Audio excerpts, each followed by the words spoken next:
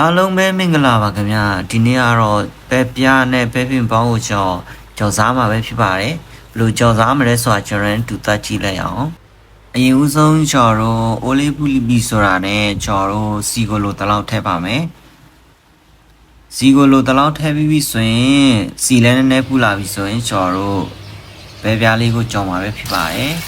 ဒီပဲပြားလေးကိုမကျွတ်တကျွတ်ကြော်မှာပေါ့နော်နောက်တစ်ခါထပ်ကြော်မှာမလို့တော့အဲ့ဒါကြောင့်မကျွတ်တကျွတ်ကြော်မှာပဲဖြစ်ပါတယ်အရင်ကြက်တော့လည်းစားလို့မကောင်းဘူးဗျအဲ့ဒါကြောင့်မကြက်တကြက်ကြော်မှာပေါ့နော်ဒီလောက်ဆိုရပါပြီ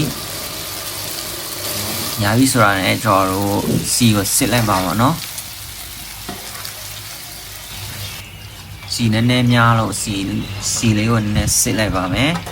ဒါဆိုရင်ရပါပြီပဲပြားလေးလည်းကြော်ထားပြီးဆိုတော့ကျွန်တော်တို့ကျက်သွန်ဖြူ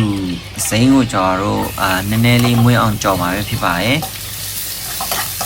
ကိုလိုချင်တဲ့လောက်နည်းနည်းလေးမွေးပြီးဆိုတာနဲ့ကျွန်တော်ပဲပင်ပေါင်းကိုထည့်မှာပဲဖြစ်ပါတယ်ပဲပင်ပေါင်းကိုကျွန်တော်တို့ကြော်လိုက်မှာပေါ့နော်ပဲပင်ပေါင်းလည်းအရင်ကြီးမကြက်သွားဘူးเนาะကျွန်တော်တို့မကြက်တကြက်ကြော်မှာပေါ့နော်အရင်ကြီးကြက်သွားပြီးတော့လဲစားလို့မကောင်းဘူးကြာကျွန်တော်အနေနဲ့ဆိုရင်ပေါ့နော်ဒါဆိုရင်ကျွန်တော်တို့ဂယူစီထဲမှာပဲဖြစ်ပါတယ်ထိုင်းမှာဆိုရင်သူတို့နမန်ဟွဲလို့ခေါ်တာပေါ့နော်ဒါပြီးရင်ကျွန်တော်တို့ပဲငန်းကြကြီးအကြည်ပေါ့နော်ထဲမှာပဲဖြစ်ပါတယ်ထိုင်းလို့ဆိုရင်သူတို့စီအူးခေါလို့ခေါ်တာပေါ့နော်ကျွန်တော်တို့နောက်ပြီးတော့ချုံမုတ်နည်းနည်းပေါ့နော်အရင်မထည့်ဘူးเนาะချုံမုတ်ရဲ့ဂယူစီရဲ့ဟုတ်တယ်ဂယူစီရဲ့ပဲငန်းကြကြီးကြီးရဲ့၃မျိုးပဲထည့်เนาะကျန်တာကြီးကျွန်တော်မထည့်ဘူးဗျာနည်းလေးကိုလိုချင်တဲ့လောက်မကြက်တဲ့ချက်ရပြီဆိုတာနဲ့ကျွန်တော်တို့ခဏဆောင်းလိုက်ဗျာ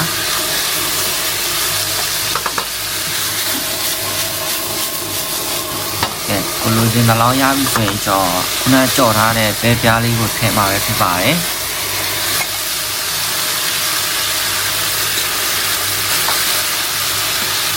ဒီပဲပြားလေးမကြက်တဲ့ချက်နောက်တော့ပဲပင်ပေါင်းမကြက်တဲ့ချက်နဲ့ကျွန်တော်အနေနဲ့ဆိုရင်အတော်ပဲထင်ပါတယ်เนาะသူအယောင်လည်းနည်းပြောင်းလာပြီပေါ့နော်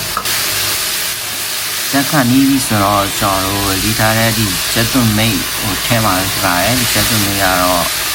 နည်းနည်းပိုးနေလို့ဗျာကျွန်တော်အကုန်ထည့်လိုက်တာပေါ့နော်နေရာဒီနန်းတော့အောင်ကျွန်တော်တို့ကြော်ပြီးရင်ဒါစားလို့ရပြီပေါ့နော်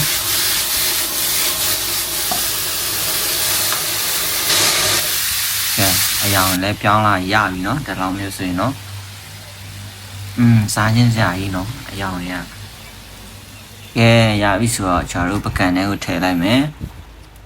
အများကြီးပဲကျွန်တော်တယောက်ထဲလဲစားမနိုင်ဘူးအပေါ်ကကိုတွေကျွန်တော်တပကံခွဲပေးလိုက်ပါမယ်ဒါကတော့စားချင်းစရာကြီးเนาะအရန်မွေးတယ်ဗျအနန်းတွေကလည်းဒါတော့ပဲပြားနဲ့ပဲပင်ပေါက်ကြော်ပုံကြော်နီးလေးပါเนาะစားချင်းစရာကြီးเนาะပဲပြားနဲ့ပဲပင်ပေါက်ကြော်နီးလေးပါဗျာကဲကြော်စားပြမယ်ဗျာစားလို့ကောင်းလားလို့ကြော်စားပြမယ်ဗျာအယောင်ကြီးလားတယ်ဗျာအယောင်ကြီးကဲကြော်ဆွဲပါတော့မယ်ဗျာ